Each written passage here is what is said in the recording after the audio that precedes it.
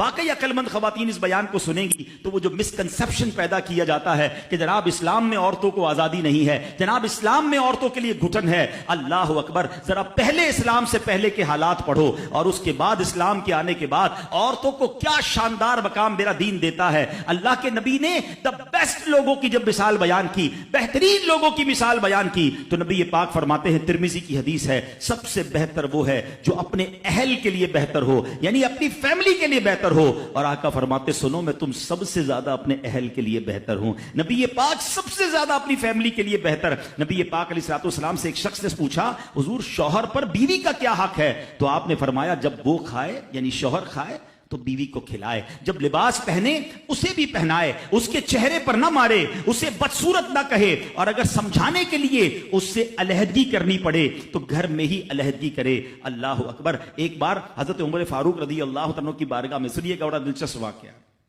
سیدنا عمر فاروق کا کتنا بڑا نام ہے، آپ کے جلال کی، آپ کی عدالت کی مثالیں دی جاتی ہیں، بڑے بڑے لوگ آپ کے سامنے تھر تھر کانپتے تھے۔ آپ کا گھر میں انداز کیا تھا کہ ایک شخص آیا کہ میں حضرت عمر کے پاس جاؤں اور بتاؤں میری بیوی جو ہے مجھ سے اس طرح بات کرتی ہے، اور میرا وہ انداز نہیں ہوتا جو شوہر کے سامنے ہونا چاہیے، ہوتا ہے گھروں میں ہو جاتا ہے۔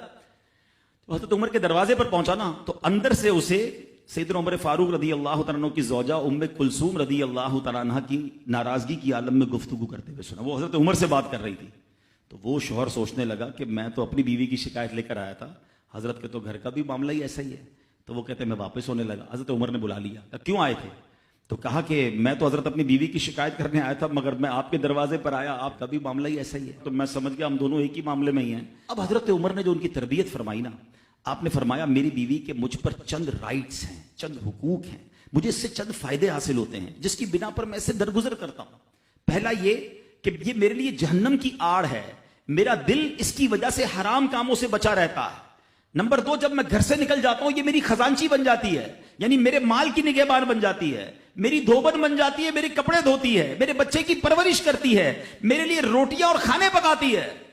تو وہ شخص کہتا ہے یہ سارے فائدے تو مجھے بھی اپنی بیوی سے حاصل ہیں، تو میں تو کبھی درگزر سے کام نہیں لیتا، وہ مجھے کہتی میں اسے لڑنا شروع کر دیتا ہوں۔ کہتا آج آپ کی بات سے نصیحت مل گئی، اب میں اپنی بیوی کی چھوٹی موٹی باتوں کو میں بھی درگزر کر دوں گا۔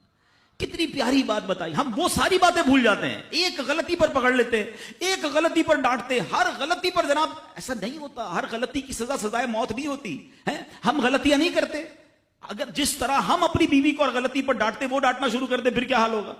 تو ایسا نہ کرے، وہ بھی دل رکھتی ہے۔ ہم نے کسی انسان سے شادی کی ہے، کمپیوٹر سے نہیں کی، ٹھیک ہے نا؟ تو کمپیوٹر بھی آج کل وائرس آ جاتا ہے، تو وہ تو انسان ہے، غلطی ہو گئی، کوئی بات نہیں۔